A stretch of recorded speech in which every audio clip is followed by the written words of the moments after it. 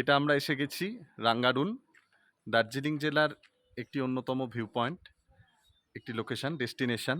ভ্রমণ পিপাসু মানুষদের এটা একটা ভালো লাগার জায়গা হতে পারে। এনজেপি স্টেশন থেকে আপনারা 3 ঘন্টার মধ্যে রাঙ্গারুন উপস্থিত হতে পারেন।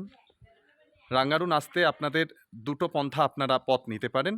একটা এনজেপি স্টেশন থেকে আপনারা শেয়ার কারে করে মাথাপিছু 250-300 টাকা পড়তে পারে, আপনারা চলে আসতে পারেন একেবারে ওখান থেকে শেয়ার কারে করে জোরবাংলো থেকে আপনারা যে হোমস্টেতে আসবেন রাঙ্গারুনের, হোমস্টেকে বলে রাখলেই আপনারা হোমস্টে গাড়ি পাঠিয়ে দিলে 1000 টাকার মধ্যে হয়ে যাবে।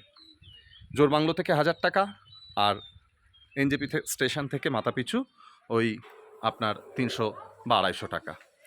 সিজন ওয়াইজ এই ভাড়া রেন্ট বিভিন্ন সময় ভ্যারি করে। আমরা এখন এসছি রাঙ্গারুনের সবচেয়ে প্রাচীন হোমস্টে।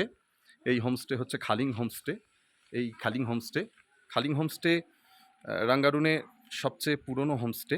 2014-তে যখন একটি ট্যুরিস্ট স্পট হিসেবে এই রাঙ্গারুন এটি ভ্রমণ পিপাসু মানুষদের কাছে ওপেন হয়, তখন এই হোমস্টেটি গড়ে ওঠে।